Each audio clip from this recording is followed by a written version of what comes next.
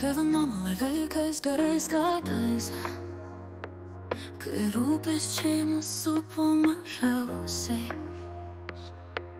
kai kimi laiko leidome daugiausiai ir su draugais slėpynių žaisdavom geriausiai.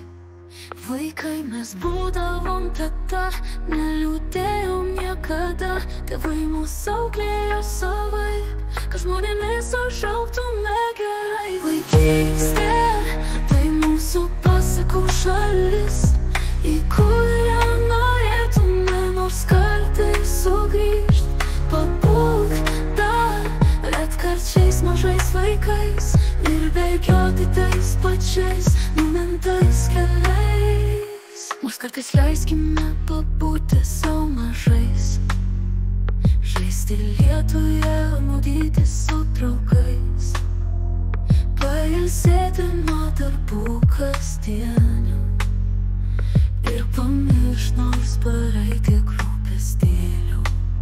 Dažnai per darbus būna pamiršti tėveliai mus, senoliai bei kiti, o kur dar broliai ir dar sesis, juk visa tai neilgai dar gali ilgai tęstis.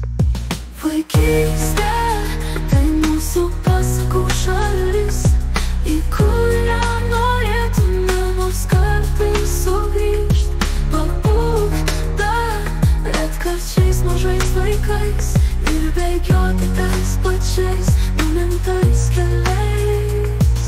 Pasens tėvai, pasensime ir mes, mūsų vaikai tradicijas šeimos pratęs. Leiskite sau ir vaikams dar pabūti mažiems, taip linksminkimės, jog pavydas imtų kitiems. Linksminkimės, džiaukimės bei šaukim, nesvarbu kaip mokam, juk vaikystė prabėgs pro šalį ir tada girdėsi, kaip kažkas kažko negali. Vaikystė tai mūsų pasakų šalis, į kurią norėtume nors kartais sugrįžt, pabūt dar retkarčiais mažais vaikais ir bėgioti tais pačiais numintais keliais.